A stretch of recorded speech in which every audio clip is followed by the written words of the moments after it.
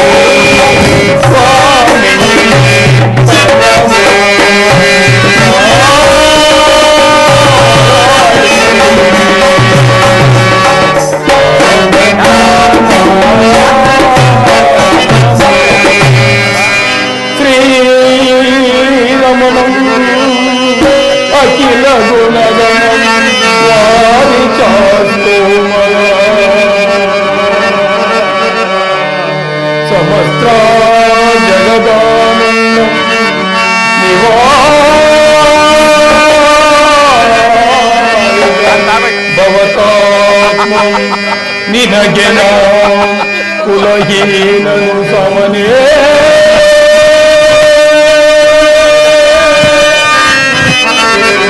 ನಿನಗೆ ಕುಲಹೀನನು ಸಮನೇ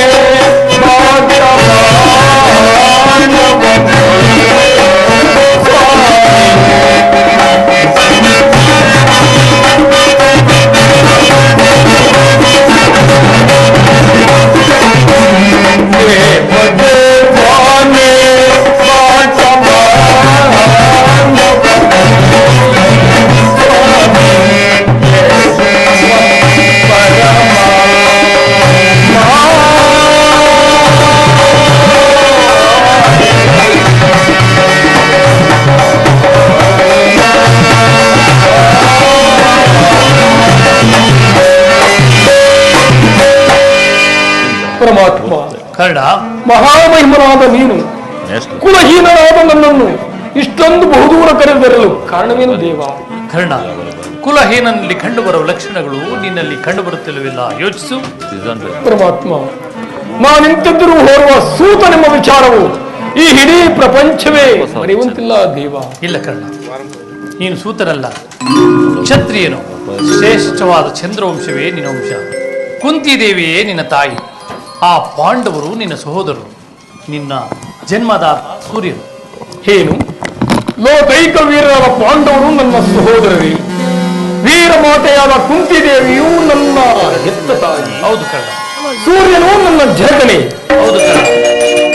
ದೇವ, ನೀವು ಹೇಳ್ತಿರುವುದು ಆಶ್ಚರ್ಯವಾಗಿದೆಯಲ್ಲ. ಇದು ಯುದ್ಧ ಕಾಲ, ಅದರಲ್ಲಿಯೂ ನೀನು ಪಾಂಡವರ ಅವರ ತಲೆ ಕಾಯಲು ನನ್ನನ್ನು ಈ ರೀತಿಯಾಗಿ ಮರಳು ಮಾಡಿ ವಂಚಿಸುತ್ತಿರುವೆಯಾ ದೇವ? ಕರ್ಣ, ರಾಜಾದಿರಾಜನೆನಿಸಿಕೊಂಡು ದಿವ್ಯ ಸಿಂಹಾಸನವನ್ನೇರಿ ರಾಜ್ಯಭಾರ ಮಾಡಬೇಕಾದ ನೀನು ಈ ರೀತಿ ಪರರ ಅಂಗಿನಲ್ಲಿ ಕೈಕಟ್ಟಿಕೊಳ್ಳುತ್ತಿರುವುದು ಯಾವ ಧರ್ಮ ಕರ್ಣ? ಕರ್ಮ. ಪರಮಾತ್ಮ, ದೇವಾ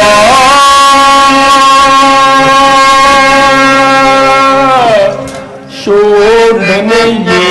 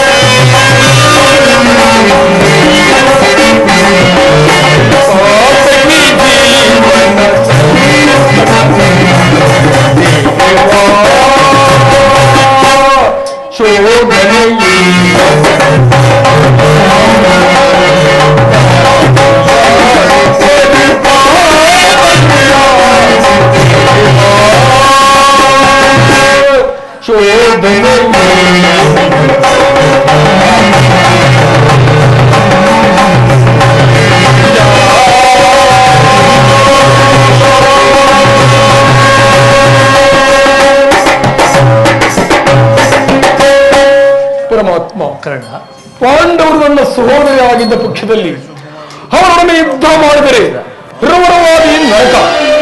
ನಂಬಿದ ಸ್ವಾಮಿಗೆ ದ್ರೋಹ ಮಾಡುವುದೆಂದು ಸಮರ ಮಹೋತ್ಸವದಲ್ಲಿ ಉತ್ಸಾಹಭರಿತನಾಗಿದ್ದ ನನಗೆ ಇಂತಹ ಭಯಸಂಕಟವನ್ನು ತಂದೊಡ್ಡಬೇಡ ವಾಸುದೇವ. ಕರ್ಣ, ನನ್ನ ಮಾತನ್ನು ಸತ್ಯವೆಂದು ನಂಬು. ಪರಮಾತ್ಮ, ಸತ್ಯವೆಂದು ನಂಬಲು ಸಹಜವಾದ ಆಧಾರಗಳೇ ಇರಲಿಲ್ಲ. ಏಕಿಲ್ಲ ಕರ್ಣ? ನಮ್ಮ ಮಾತನ್ನು ಸತ್ಯವೆಂದು ಹೇಗೆ ನಂಬಲಿ?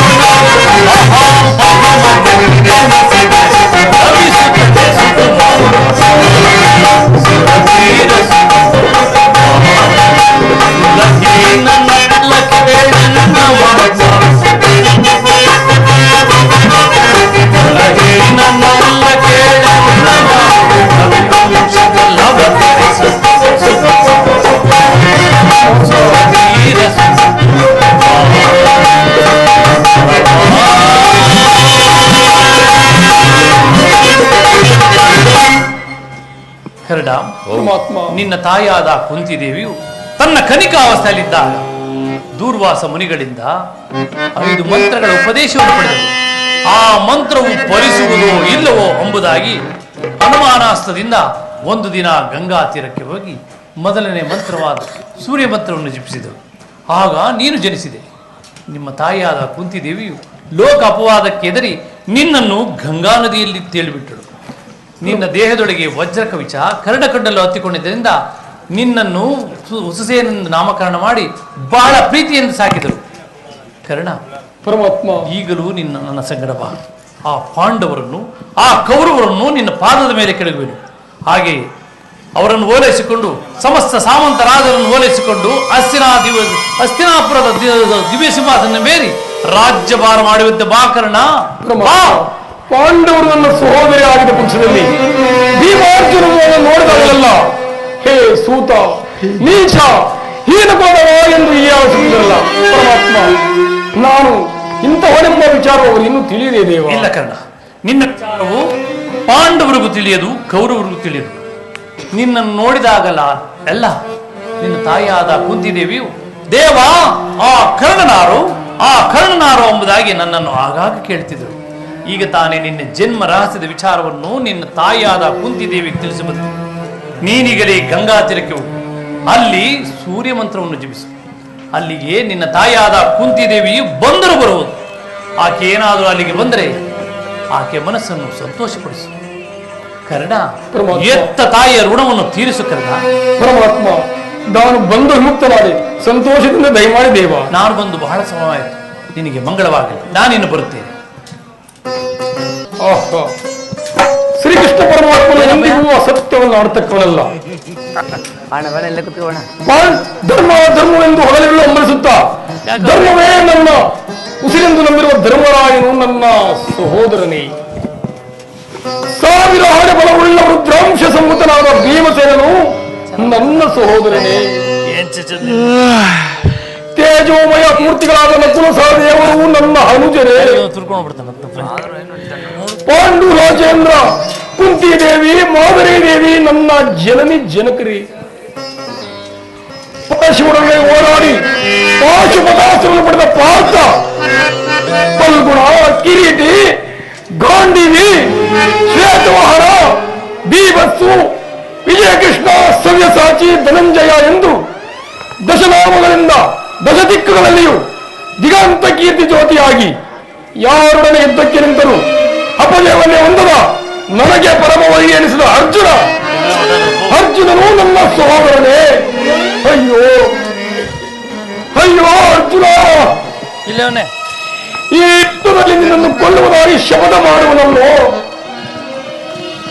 ನಿನ್ನ ಶಿರಸ್ಸು ಈ ಭೂಮಿಯ ಮೇಲೆ ಬಿದ್ದು ಹೊರಲಾಡುವುದನ್ನು, ಕುರುಕ್ಷೇತ್ರದ ರಕ್ತದ ಮಡುವಿನಲ್ಲಿ ಕೊಚ್ಚಿಕೊಂಡು ಹೋಗುವುದನ್ನು ಈ ಪಾಪಿ ಕಣ್ಣುಗಳಿಂದ ಹೇಗೆ ನೋಡಿ ಸಹಿಸಲಿ?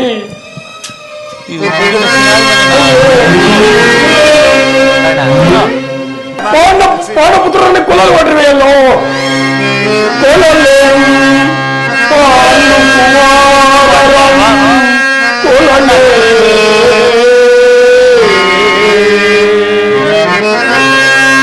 ಕೊಲ್ಲಲೇ ಕೊಲ್ಲಲೇ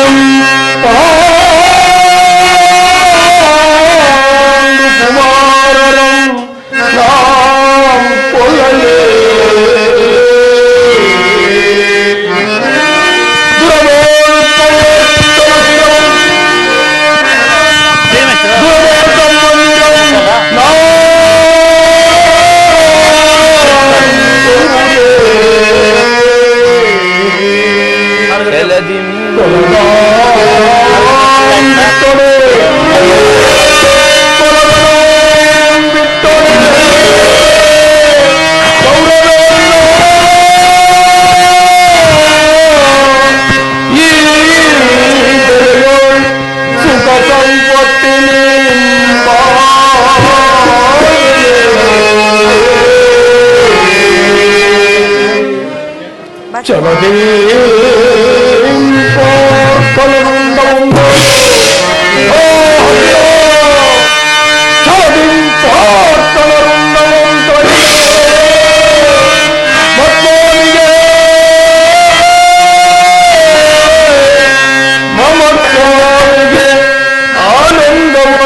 ಆನಂದವಂಚಲಿಸಲ್ಕಾಗದೆ ಪ್ರಾರ್ಥನ ಘೋರ ಸರಕೆ ನಾಗಲೇ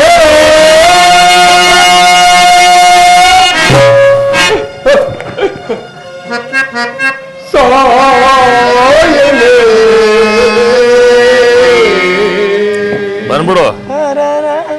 ನಾನು ಈಗೀಗ ಗಂಗಾತೀರಕ್ಕೆ ಹೊರಡುವೆನು.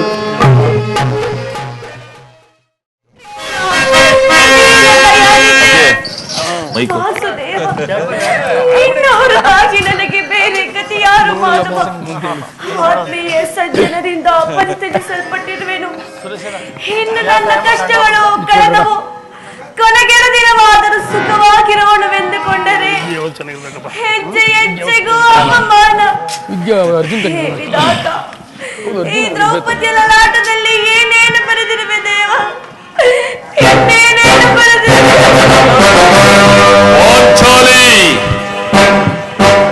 ಪ್ರಿಯತಮೇ,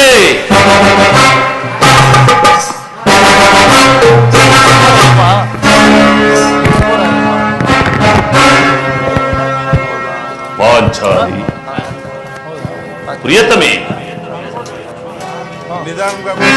ಇವಳೇಕೆ ಈ ರೀತಿ ಚಿಂತಾಮಗ್ನಳಾಗಿರೋಳು? ಶೋಕವೇಕೆ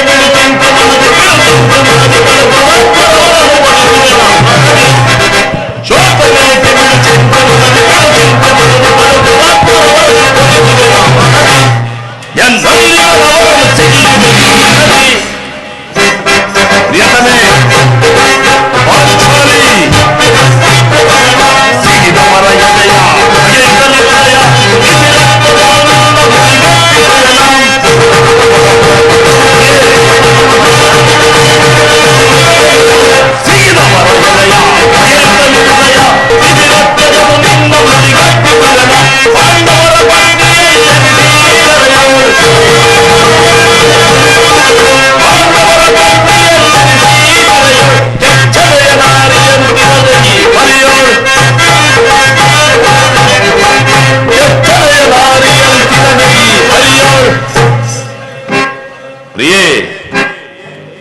ಪಾಂಚಾಲಿ, ಶೋಕವೇಕೆ ಬಿಡು ಚಿಂತೆ ಮನದಿ, ಬಿಡು ಚಿಂತೆ ಮನದಿ,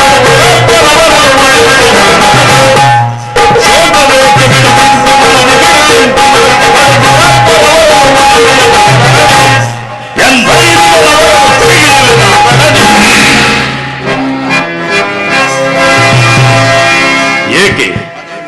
ಏನಾಯಿತು ದೇವಿ? ಏಕೆ ನಿಷ್ಕಾರಣವಾಗಿ ಹೇಳುತ್ತಿರುವೆ? ನಾನು ನಿಷ್ಕಾರಣವಾಗಿ ಹೇಳುತ್ತಿಲ್ಲ. ಈ ಪಾಂಚಾಲಿ ಅಡವಿಗೆ ಒಂದಲ್ಲ 10 ಕಾರಣಗಳಿವೆ. ನೋಡಮ್ಮ, ಪುರುಷರ ಸ್ವಭಾವ. ನಿಮ್ಮನ್ನ ಆದರದಲ್ಲಿ ವಾಕ್ಯವನ್ನಾಡಿದರೆ, ಅಪಮಾನ ಮಾಡಿದರೆ ಅದಕ್ಕೆ ತಕ್ಕ ಪ್ರತಿಕಾರ ಮಾಡಿದಿರಿ. ಆದರೆ ಈ ಸ್ತ್ರೀಯರ ವಿಚಾರವಾಗೆಲ್ಲ ಅನ್ನ ವಸ್ತ್ರಗಳಿಗಾಗಿ ಪರರನ್ನು ಆಶ್ರಯಿಸಬೇಕು. ಆತ್ಮಗೌರವವನ್ನು ರಕ್ಷಿಸಿಕೊಳ್ಳಲು ಪರರ ಆಶ್ರಯದಲ್ಲಿರಬೇಕು. ಇಂತಹ ಸ್ತ್ರೀ ನೀನೇಕೆ ಸೃಷ್ಟಿಸಿದೆ ಸ್ವಾಮಿ? ನೀನೇಕೆ ಸೃಷ್ಟಿಸಿದೆ? ಹಳಬೇಡ ಪಾಂಚ, ಹಳಬೇಡ. ಸ್ತ್ರೀಯರ ಪರಾಧೀನತೆಯು ನಮ್ಮ ಸಮಾಜದಲ್ಲಿ ಅದು ಭಗವತ್ ಸ್ವರೂಪರಾದ ಋಷಿಗಳ ಆಜ್ಞೆ. ದ್ಯೂತದಲ್ಲಿ ಪಣವಾಗಿಟ್ಟು ಸೋಲುವುದಾ? ನಿಮ್ಮ ಋಷಿಗಳು ಆಜ್ಞಾಪಿಸಿದರೆ ಪತಿಗಳು ತಪಸ್ಸು ಮಾಡಿ ಪಡೆಯಬೇಕು. ಅಂತಹ ಪತಿಗಳನ್ನು ಅಣ್ಣನ ಒಂದು ದಿನದ ಅವಿವೇಕತನದಿಂದಾದ ಈ ನಿಂದನೆಯು ನಮ್ಮನ್ನು ಸಾಯುವ ತನಕ ಬಿಟ್ಟದ್ದಲ್ಲ ದೇವಿ. ಪ್ರಿಯತಮೇ, ಅಣ್ಣನ ಅಪರಾಧಗಳನ್ನು ಕ್ಷಮಿಸುವಂತೆ ನಾನು ನಿನ್ನಲ್ಲಿ ಎಷ್ಟೋ ಸಾರಿ ಬೇಡಿಕೊಳ್ಳಲಿಲ್ಲವೇ? ಆದದ್ದು ಹಾಗೆ ಹೋಯಿತು, ಅದನ್ನು ಮರೆತು ಬಿಡು. ಪ್ರಿಯೆ, ಈ ದಿನ ನೀನು ದುಃಖಿಸಲು ಕಾರಣವೇನೆಂದು ನನ್ನನ್ನು ತಿಳಿಸಬಾರದೆ ಪ್ರಿಯೆ?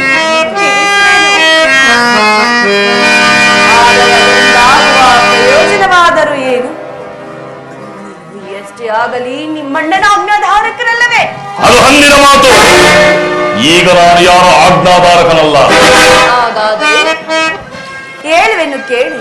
ಈ ದಿನ ಹಸ್ತಿನಾಂಬಿಯ ದೇವಿ ದರ್ಶನಕ್ಕೆಂದು ಹೋಗಿ ಅಲ್ಲಿಗೆ ಆ ದುರ್ಯೋಧನನ ಪತ್ನಿಯಾದ ಭಾನುಮತಿಯು ಸಹ ಬಂದಿದ್ದಳು. ಅವಳು ನನ್ನನ್ನು ನೋಡಿ ನಕ್ಕು ಪರಿಹಾಸ್ಯದಿಂದ, ನನ್ನ ಪತಿಗಳು ವಾಸಕ್ಕಾಗಿ 5 ಗ್ರಾಮಗಳನ್ನು ಬೆಳೆದ ದೂತನನ್ನು ಆ ಸ್ಥಾನಕ್ಕೆ ಕಳುಹಿಸಿದ್ದರು. ಇನ್ನೇನು ಸಂಧಿಯಾಗುವುದೋ ಏನು? ಆಗಲಾದರೂ ಈ ನಿನ್ನ ಬಿಚ್ಚಿದ ಕೇಶರಾಶಿಯನ್ನು ಮುಡಿಗಟ್ಟಬೇಕಷ್ಟೆಂದಳು ಪ್ರಭು. ಏನು? ದುರ್ಯೋಧನನೊಡನೆ ಪುನಃ ಸಂಧಿಗೆ ಹಾಗಾದರೆ ನನ್ನ ಸಂದೇಹವು ನಿಜವಾಯಿತು. ಯಾರು ರಾಯಭಾರಕ್ಕೆ ಹೋಗಿರುವವರು?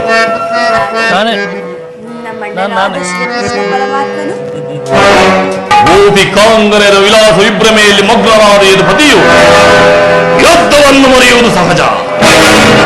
ಅರ್ಜುನನು ದ್ವಾರಕೆಯಿಂದ ಹಿಂದಿರುಗದಾಗಲೇ ಈಗಾಗಬಹುದೆಂದು ತಿಳಿದಿದ್ದೆನು. ಪ್ರಿಯೇ,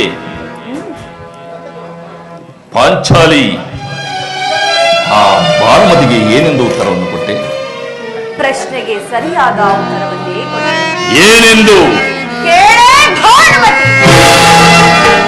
ಕಟ್ಟಿರುವ ಮುಡಿಯನ್ನು ಬೀಸುವ ತನಕ ಈ ನನ್ನ ಬಿಚ್ಚಿರುವ ಕೇಶರಾಶಿಯನ್ನು ಮುಡಿಗಟ್ಟುವುದಿಲ್ಲ ಎಂದು.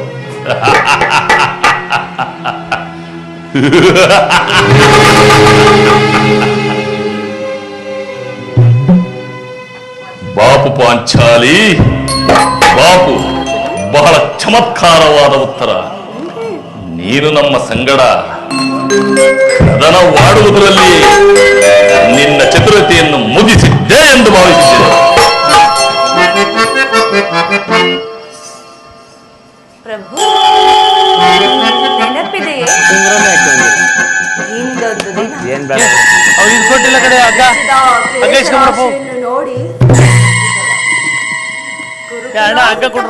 ರಾತ್ರಿ ಎಂದು ನೀನು ಹೇಳಿದಿರಲ್ಲವೇ?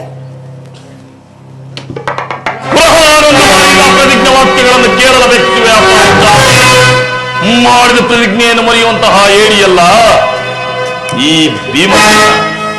ಹೇಳುವುದು ಮಾತ್ರವಲ್ಲ, ಹೇಳಿದಂತೆ ನಡೆದುಕೊಳ್ಳಬೇಕೆಂಬುದೇ ನನ್ನ ಇಚ್ಛೆ. ನನ್ನನ್ನು ಗೆಲ್ಲಬೇಡ ಪಾಂಚಾಲಿ. ಈಗ ನಾನು ಯಾರ ಆಜ್ಞಾಧಾರಕನಲ್ಲ.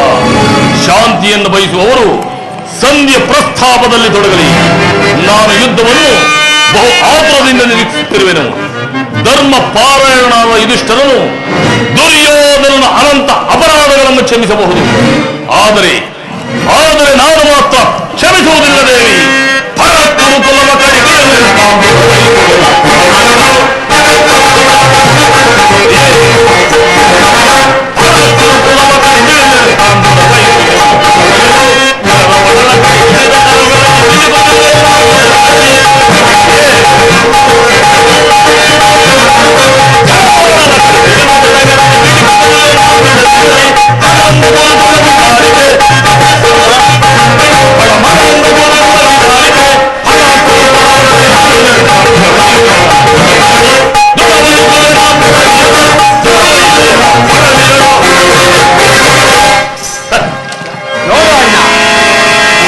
ಭೀಮಸೇನನು ಸಂಧಿಯ ಪ್ರಸ್ತಾಪವನ್ನು ತಿಳಿದು ಕೆರಳಿದ ಸಿಂಹದಂತೆ ವಿಜೃಂಭಿಸುತ್ತಿರುವನು. ಆತನ ಕೋಪವನ್ನು ಸಮಾಧಾನಪಡಿಸಲು ನಿನ್ನ ಹೊರತು ಮತ್ತಾರು ಶಕ್ತರಲ್ಲ. ಅರ್ಜುನ, ಈ ಸಾರಿ ಭೀಮನ ಕೋಪಕ್ಕೆ ದ್ರೌಪದಿಯೇ ಮೂಲ ಕಾರಣವೆಂದು ತೋರುತ್ತಿರುವುದು. ಶ್ರೀಕೃಷ್ಣ ಪರಮಾತ್ಮನು ಹೇಳುತ್ತಿದ್ದನು, ಜಗತ್ತಿನ ಸುಖ ದುಃಖಗಳಿಗೆ ಸ್ತ್ರೀಯರೇ ಮೂಲ ಕಾರಣ. ಅಗ್ರಜ, ಪಾಂಚಾಲಿ ಅಣ್ಣನೇಕೆ ಸಿಟ್ಟಾಗಿ ಹೋಗಿಯಂತೆ ಏಕೆ ಈ ನಿಮ್ಮ ಪ್ರಶ್ನೆಗೆ ನನ್ನ ಬಿಚ್ಚಿದ ಬಿರುಗೋದಲೆ ಉತ್ತರವನ್ನು ಕೊಡುವುದಲ್ಲವೇ? ಅಗ್ರಜ, ಸಮಯಕ್ಕೆ ಸರಿಯಾಗಿಯೇ ಬಂದೆ. ನನಗೆ ಯಾರಲ್ಲಿಯೂ ಕೋಪವಿಲ್ಲ. ಅರ್ಜುನ ಸಮ್ಮುಖದಲ್ಲಿ ನಿನಗೊಂದು ಮಾತನ್ನು ತಿಳಿಸಬೇಕೆಂದಿದ್ದೆನು. ಅದನ್ನು ನಿಮ್ಮಿಬ್ಬರ ಸಮ್ಮುಖದಲ್ಲಿ ಈಗಲೇ ತಿಳಿಸುವೆನು. ಈ ಸಂಧಿಯ ಸುದ್ದಿಯು ನಿಮಗೆ ಉಚಿತವಾಗಿ ಕಾಣಬಹುದು. ಅದಕ್ಕೆ ಅರ್ಜುನನು ಅನುಮೋದಿಸಬಹುದು, ನಕಲ ಸಹದೇವರು ಸುಮ್ಮನಿರಬಹುದು. ಆದರೆ ಈ ದಾಸ್ಯಾವೃತ್ತಿಯನ್ನು ನಾನು ಪಾಂಡವರ ಕಳಂಕವೆಂದೇ ಭಾವಿಸುವೆ. ದರಿದ್ರ ಭಿಕ್ಷಕರಂತೆ ಕಂಡವರ ಮನೆಯ ಬಾಗಿಲಲ್ಲಿ ನಿಂತು ಸಂಧಿಯಾಚನೆ ಮಾಡಲು ಪಾಂಡುರಾಜೇಂದ್ರನು ನಮ್ಮನ್ನು ಪುತ್ರರನ್ನಾಗಿ ಪಡೆಯಲಿಲ್ಲ. ಈ ಅಪಮಾನವು ನಿಮಗೆ ಸಹ್ಯವಾಗಿರಬಹುದು. ಆದರೆ ಇನ್ನೊಂದು ಗಳಿಗೆಯೂ ನಾನು ಇದನ್ನು ಸಹಿಸತಕ್ಕವನಲ್ಲ. ಯುದ್ಧಕ್ಕಾಗಿ ನಿಮ್ಮ ಅನುಮತಿಯನ್ನಾಗಲಿ ಅರ್ಜುನನ ಸಹಾಯವನ್ನಾಗಲಿ ನಾನು ಅಪೇಕ್ಷಿಸುವುದಿಲ್ಲ. ನಾನು ಮತ್ತು ಈ ನನ್ನ ಗದೆ ಇವೆರಡೇ ಕುರುಕುಲವನ್ನು ಸಂಪೂರ್ಣವಾಗಿ ನಾಶ ಮಾಡಬಲ್ಲದು. ನೀವು ನಿಶ್ಚಿಂತರಾಗಿ ಸಂಧಿಯ ಪ್ರಸ್ತಾಪವನ್ನು ಮಾಡುತ್ತೀರಿ. ನನಗೆ ತೋರಿದ್ದನ್ನು ನಾನು ಮಾಡುವೆನು.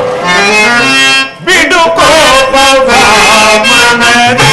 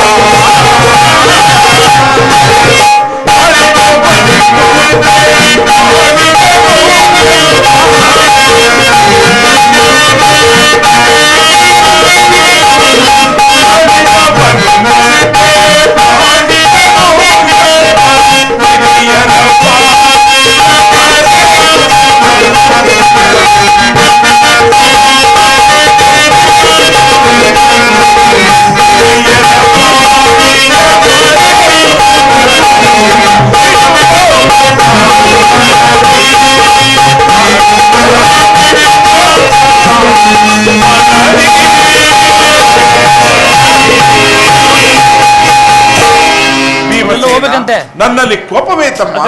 ಕೋಪ ಮಾಡಬೇಡ ಅಣ್ಣ, ಅಗ್ರಜನು ನಮ್ಮೆಲ್ಲರಿಗೂ ಹಿರಿಯನು.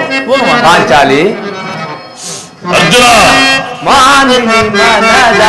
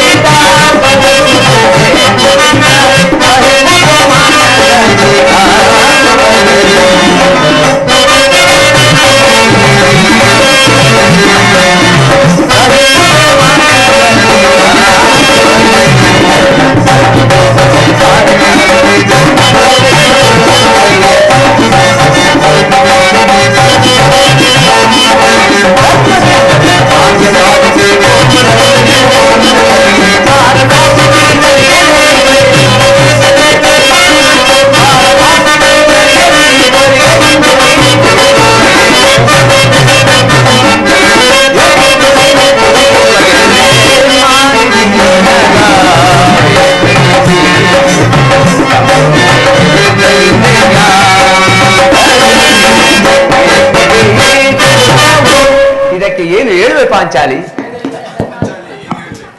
ಧರ್ಮ ಧರ್ಮವೆಂದು ಕ್ಷತ್ರಿಯ ಧರ್ಮವೇನೆಂದು ಮರೆಯುವುದು ನಿಮಗೆ ಉಚಿತವೆನಿಸಿತಲ್ಲವೇ?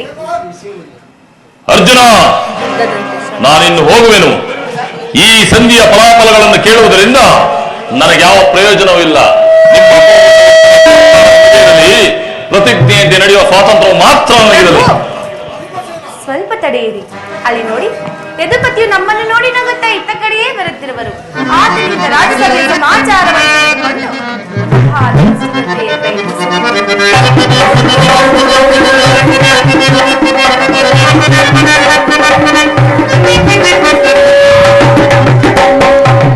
ಈ ನಿನ್ನ ತಂಗಿಯ ಪ್ರಣಾಮಗಳನ್ನು ಸ್ವೀಕರಿಸಿ. ಧರ್ಮಾದಿಗಳೇ, ಎಲ್ಲರಿಗೂ ಮಂಗಳವಾಗಲಿ. ಪರಮಾತ್ಮ ಪಾಂಡಪುತ್ರ ಧರ್ಮಾದಿಗಳೇ, ನಿಮ್ಮೆಲ್ಲರಿಗೂ ಮಂಗಳವಾಗಲಿ. ಪರಮಾತ್ಮ ಹೋದ ಕಾರ್ಯವೇನಾಯಿತು?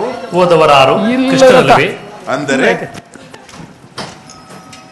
ಎಲ್ಲವೂ ತಕ್ಕ ರೀತಿಯಲ್ಲಿ ಸಂಧಿಯ ವಿಚಾರ ಓಹೋ ನಡಿ. ಪಾಂಚಾಲಿ, ಇನ್ನೆಲ್ಲಿರುವುದು ನನಗೆ ಸಾಧ್ಯವಿಲ್ಲ. ಅವರ ಇಚ್ಛೆಯಂತೆ ಅವರ ನಡೆಯಲಿ. ನನಗೆ ತೋರಿದ್ದನ್ನು ನಾನು ಮಾಡುವೆನು. ನನ್ನ ಮಾತು ಮುಗಿಯುವುದರಲ್ಲಿ ನನ್ನ ತಾನೇ ಮುಂದೆ ಹೋಗುವುದು. ಧರ್ಮಂತದ ಪರಮಾತ್ಮ ನಿನ್ನ ಸಂದೇಶವನ್ನು ಪರಮಾತ್ಮ ಸಭೆಯಲ್ಲಿ ಏನೇ ಎಲ್ಲ ತಕ್ಕ ರೀತಿಯಲ್ಲಿ ನನ್ನ ನಿರೀಕ್ಷೆಯಂತೆ ನಡೆಯಿತು. ನಾನಿನ್ನು ತಡೆಯಲಾರನು ಶ್ರೀಪತಿ. ಈ ನಿನ್ನ ಸಮಸ್ಯೆಯ ಮಾತುಗಳು ನನಗೆ ಬೇಡ. ಅಗ್ರಜನ ಅಪೇಕ್ಷೆಯಂತೆ 5 ಗ್ರಾಮಗಳಿಗಾಗಿ ಸಂಧಿಯಾಯಿತೆ. ಹೇಮಸೇನ, ನಾನು ಓದದ್ದು ಅದಕ್ಕಾಗಿ ಅಲ್ಲವೇ? ಕೃಷ್ಣ, ಈಗ ತಿಳಿಯುವುದು ನಿನ್ನ ಅಭಿಮತ. ಅಜ್ಞಾತವಾಸ ನೆಪದಲ್ಲಿ ಅರ್ಜುನನು ಬಳೆದುಟ್ಟನು. ಈ ಸಂಧಿಯ ವಿಚಾರದಲ್ಲಿ ನಮ್ಮೈವರಿಗೂ ಸೀರೆಯನ್ನು ಉಡಿಸಲು ಅಪೇಕ್ಷಿಸಿರುವೆಯಾ? ಯಾದವಾಗ್ರಣಿ ಪಾಂಡುಪುತ್ರರ ಮೇಲೆ ನಿನಗೆಷ್ಟೊಂದು ಆಕ್ರೋಶ ಬೇಕೆ? ಭೀಮಸೇನ, ನಿನಗೆ ಇಷ್ಟೊಂದು ಅಸಹನೆ ಯಾಕೆ? ಸ್ವಲ್ಪ ಸಮಾಧಾನ ತಂದುಕೊಂಡು ನನ್ನ ಮಾತನ್ನು ಸಂಪೂರ್ಣವಾಗಿ ಕೇಳು. ಈ ಸ್ವಾಭಿಮಾನ ಶೂನ್ಯವಾದ ಸಂಧಾನದೊಡನೆ ಈ ಭೀಮನಿಗೆಂತಹ ಸಂಬಂಧ ಇರುವುದು? ಅತ್ಯಂತ ನಿಕಟವಾದ ಸಂಬಂಧವಿರುವುದು. ಪರಮಾತ್ಮ ಮುಂದೇನಾಯಿತು? ನಿನ್ನ ಸಂದೇಶವನ್ನು ರಾಜ್ಯಸಭೆಯಲ್ಲಿ ತಿಳಿಸಿದೆ. ಅವರೆಲ್ಲರೂ ಒಪ್ಪಿದರು. ಯಾರು ಒಪ್ಪಿದರು? ಭೀಷ್ಮ, ದ್ರೋಣ, ವಿದುರ ಮೊದಲಾದವರೇ. ಓ ದುರ್ಯೋಧನ, ಆತನೂ ಸಹ. ಇನ್ನೆಲ್ಲೂ ನನಗೆ ಸಾಧ್ಯವಿಲ್ಲ. ಅವರ ಇಚ್ಛೆಯಂತೆ ಅವರು ನಡೆಯಲಿ. ನನಗೆ ತೋರಿದ್ದನ್ನು ನಾನು ಮಾಡುವೆನು. ನೀನು ನಿಜವಾಗಿಯೂ ಇಡಂಬಾಪದಿಯೇ ಸರಿ. ಇಷ್ಟೊಂದು ಕೋಪವಿಲ್ಲದಿದ್ದರೆ ಆ ರಕ್ಕಸಿಯಾದ ಇಡಂಬೆಯನ್ನು ಆಡುವುದಾದರೂ ಹೇಗೆ ಸಾಧ್ಯ? ಸ್ವಲ್ಪ ಸಮಾಧಾನ ತಂದುಕೊಂಡು ನನ್ನ ಮಾತನ್ನು ಸಂಪೂರ್ಣವಾಗಿ ಕೇಳು. ಕೃಷ್ಣ, ಸುಮ್ಮನೆ ನನ್ನನ್ನು ಕಾಡಬೇಡ. ಈ ಸಂಧಿಯ ಸುದ್ದಿಯು ನನಗೊಪ್ಪದು ಒಪ್ಪಲಾರದು. ಭೀಮಸೇನ, ನಿನಗೊಪ್ಪುವ ಒಂದು ಸಂದೇಶವನ್ನು ಬಂದು ತಂದಿರುವೆನು. ಆ ದುರ್ಯೋಧನು ನಿನಗೆ ಪ್ರಿಯವಾದ ಒಂದು ಸಂದೇಶವನ್ನು ಕಳಿಸಿದನು. ಏನು ದುರ್ಯೋಧನನ ಸಂದೇಶ? ಹೇಳು ಕೃಷ್ಣ, ಏನು ನಿನ್ನ ಸಂದೇಶ? ಆ ಸಂದೇಶವನ್ನು ಕೇಳುವ ಇಚ್ಛೆ ನಿನಗಿದ್ದರೆ ನಾನು ಹೇಳಿದಂತೆ ಮಾಡಬೇಕು ಕಡ್ಡಯ. ಹೇಳು. ನೀನು ನನ್ನ ಬಳಿ ಕೈ ಕಟ್ಟಿಕೊಳ್ಳಬೇಕು.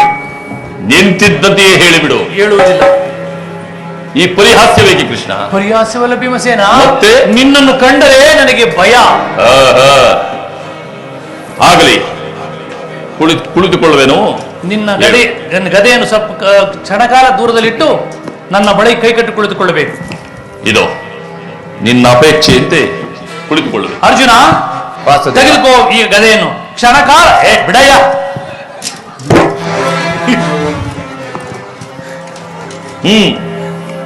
ಈಗಲಾದರೂ ಹೇಳು ಭೀಮಸೇನ. ಏನೋ ನಿನ್ನ ಸಂದೇಶ? ಭೀಮಸೇನ, ಈಗ ನೀನು ನನ್ನ ಬಂದಿ. ಅದು ಕ್ಷಣಕಾಲ ಮಾತ್ರ. ಅರ್ಜುನ, ಸಮೀಪ ನಾನು ಹೇಳಿದಂತೆ ಮಾಡಬೇಕು ಕಂಡೆಯ. ನಿನ್ನ ಮಾತನ್ನ ನಾನು ಎಂದಾದರೂ ಮೀರಿದವನ? ತೆಗೆದುಕೋ ಈ ಹಗ್ಗವನ್ನು. ಈ ಹಗ್ಗದಿಂದ ನಿನ್ನ ಪತಿಯ ಕೈಗಳನ್ನು ಭದ್ರವಾಗಿ ಬಂಧಿಸು. ಅಣ್ಣ, ಇದೇನು ಪರಿಹಾಸ್ಯ ಪರಮಾತ್ಮ. ಸಹೋದರಿ, ಶತ್ರುಗಳ ಎಡೆಮಿಡಿ ಬಿಡಿಸುವುದರಲ್ಲಿ ನೀನು ಬಹಳ ನಿಪುಣೆಯಂತೆ. ಹಾಗೆ ನಿನ್ನ ಪತಿಯ ಕೈಗಳನ್ನು ಬಂಧಿಸು.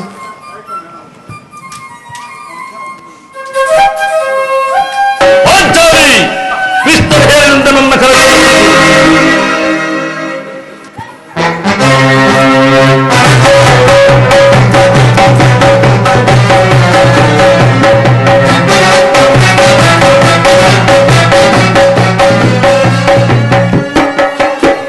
ಸಹೋದರಿ, ಭದ್ರವಾಗಿ ಬಂಧಿಸಿರುವೆಯಾ?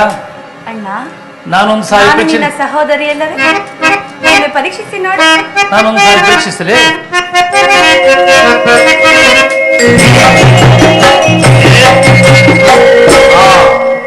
ಈಗ ನಿರ್ಭಯವಾಯಿತು.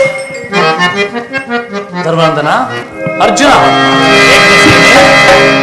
ಭೀಮಸೇನ, ಎಲ್ಲರೂ ಕೇಳಿದೆ. ಭೀಮಸೇನನ್ನು ಬಂಧಿಸಿರುವ ಹಗ್ಗವು ಈ ದಿನ ರಾಜ್ಯಸಭೆಯಲ್ಲಿ ನನ್ನ ಅಂಗಾಂಗನ್ನು ಬಂಧಿಸಲು ಅನುವಾದವು. ಯಾರು ದುರಾಚಾರಿಯಾದ ದುರ್ಯೋಧನ ಆಜ್ಞೆ ಮಾಡಿದನು. ದುರಾಂಕಾರಿಯಾದ ದುಶ್ಯಾಸನು ಬಂಧಿಸಲು ಅನುವಾದನು. ಅವರಿಗಲ್ಲದೆ ಮತ್ತಾರಿಗೆ ಕಾರ್ಯ ಮಾಡಲು ಸಾಧ್ಯ? ಏನು ಹೇಳಿದೆ ಕೃಷ್ಣ? ಈ ಹಗ್ಗದಿಂದ ನಿನ್ನನ್ನು ಬಂಧಿಸಲು ಯತ್ನಿಸಿದ್ರೆ ಯಾರು ದುರ್ಯೋಧನನು. ಪಾಂಚಾಲಿ, ಬಿಚ್ಚ ನನ್ನ ಕರಗಳನ್ನು. ಈ ನೀಚ ಕೃತ್ಯದಿಂದ ದುರ್ಯೋಧನನ ದುರಭಿಮಾನವು ಶಿಖರವನ್ನು ಮುಟ್ಟಿದೆ. ನಮ್ಮ ಪ್ರಿಯ ಬಂಧುವಾದ ಶ್ರೀಕೃಷ್ಣನು ಪಾಂಡವರ ರಾಯಭಾರಿಯನ್ನು ಆ ಕುನ್ನಿ ಕೌರವರು ಈ ರೀತಿ ಅಪಮಾನ ಮಾಡಿದ್ದೇನೆ. ಅಗ್ರಜ, ಧನಂಜಯ, ಇದಕ್ಕೆ ನಿಮ್ಮ ಉತ್ತರ? ಇನ್ನು ಉತ್ತರದ ಪ್ರಶ್ನೆ ಇಲ್ಲ ಅಗ್ರಜ. ಸಹನೆಯಿಂದ ಹೇಳಿ ಕಳಿಸಿದ ಸಂದೇಶವನ್ನು ತಿರಸ್ಕರಿಸಿ ನಮ್ಮ ಪ್ರಿಯ ಬಂಧುವಾದ ಶ್ರೀಕೃಷ್ಣ ಪರಮಾತ್ಮನನ್ನು ಬಂಧಿಸಲು ಯತ್ನಿಸಿದ ಆ ಕುರುನಂದನರಿಗೆ ಯುದ್ಧರಂಗದಲ್ಲಿ ತಕ್ಕ ಬುದ್ಧಿ ಕಲಿಸುವುದೊಂದೇ ನಮಗುಳಿದಿರುವ ಪ್ರತ್ಯುತ್ತರ. ಮಾತ್ರವಲ್ಲ ಭೀಮಸೇನ, ನಿಮ್ಮ ಸಂಧಾನಕ್ಕೆ ಆ ದುರ್ಯೋಧನ ಕೊಟ್ಟ ಉತ್ತರವೇನು ಗೊತ್ತೇ? ದುಡುಕುತ್ತ ನೋಡಿದ್ದ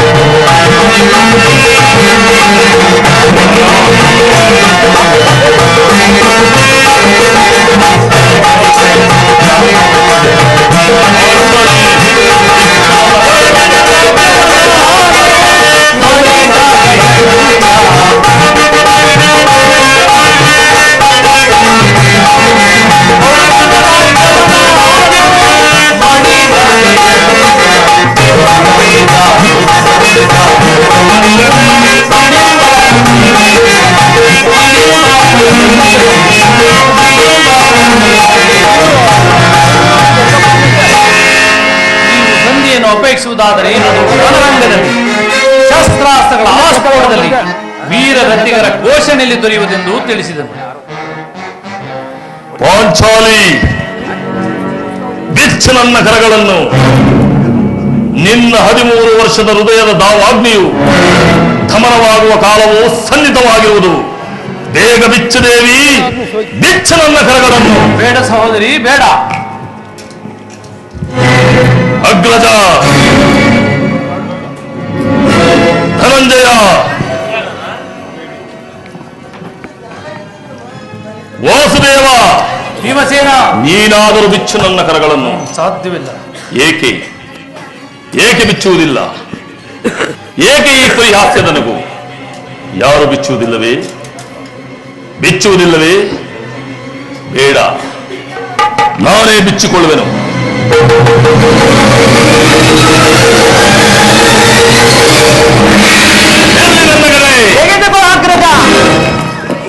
ಈಗ ಕೇಳಿರಿ, ಇಂದು ಈ ಭೀಮನ ಕ್ರೋಧವೆಂಬ ಜ್ವಾಲೆಯು ಆ ಕೌರವ ಕುನ್ನಿಗಳ ಬಾರಿಗೆ ಬೆಳೆಯಾಗ್ನಿಯಂತೆರಗಿ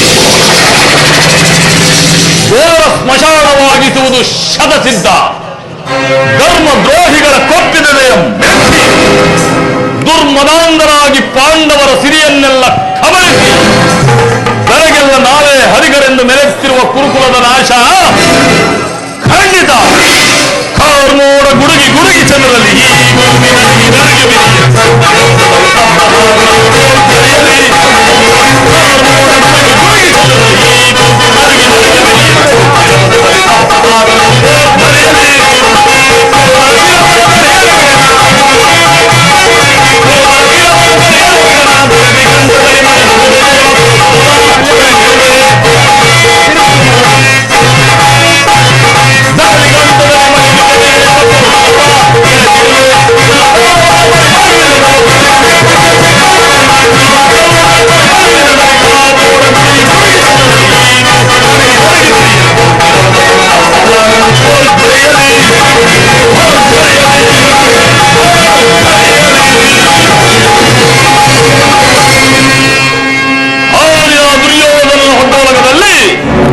ನಮ್ಮ ದುರ್ದೈವವು ಗೌರವ ಪರಮಾವಧಿಯನ್ನು ಮುಟ್ಟಿದಾಗ ದುಸ್ತ್ಯಾಸನದಿಂದ ಅಪಮಾನಿತರಾಗಿ ಕಣ್ಣೀರಿಡುತ್ತಾ ಮುಕ್ತ ಕೇಶರಾಕ್ಷಿಯಾಗಿ ನಿಂತಿದ್ದ ಪಾಂಚಾಲ ರಾಜನಂದಿನಿ ಸಮ್ಮುಖದಲ್ಲಿ ನಾನು ಪ್ರತಿಜ್ಞೆ ಮಾಡಿದ್ದೆನು. ಈ ದಿನ ಯುದ್ಧ ಸನ್ನದ್ಧನಾಗುವ ಮೊದಲು ಪುನಃ ಪ್ರತಿಜ್ಞೆ ಮಾಡುತ್ತಿರುವೆನು. ನಾನು ವಾಯುದೇವನ ಅಂಶದಿಂದ ಜನಿಸಿದ್ದೇ ನಿಜವಾಗಿದ್ದರೆ, ವೀರಮಾತೆಯಾದ ಕುಂತಿದೇವಿಯು ಸ್ತನ್ಯಪಾನ ಮಾಡಿದ್ದು ಸತ್ಯವಾಗಿದ್ದರೆ, ನಾಳಿನ ಯುದ್ಧದಲ್ಲಿ ದುರ್ಯೋಧನ 99 ಮಂದಿ ಸಹೋದರರನ್ನು ಸಂಪೂರ್ಣವಾಗಿ ನಾಶ ಮಾಡಿ ದುಷ್ಟ ದುಶ್ಯಾಸನ ರಾಕ್ಷಸ್ತನವನ್ನು ಬಗೆದು ಅವನ ಗುಂಡಿಗೆ ಬಿಸಿ ರಕ್ತದಿಂದ ಪಾಂಚಾಲಿಯ ಬಿರುಮುಡಿಯನ್ನು ಕಟ್ಟುವೆನು.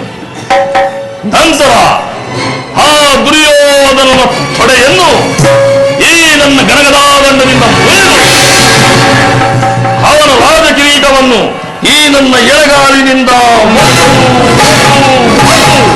ಪುಡಿ ಪುಡಿ ಮಾಡದೆ ಹೋದರೆ ವಾಸುದೇವ, ಭೀಮಸೇನ, ವಾಸುದೇವ, ನನಗತಿಗೆ ಅತಿ ಭಯಂಕರವಾದ ನರಕವೇ ಪ್ರಾಪ್ತವಾಗಲಿ. ಇದಕ್ಕೆ ನಿನ್ನ ಪಾದವೇ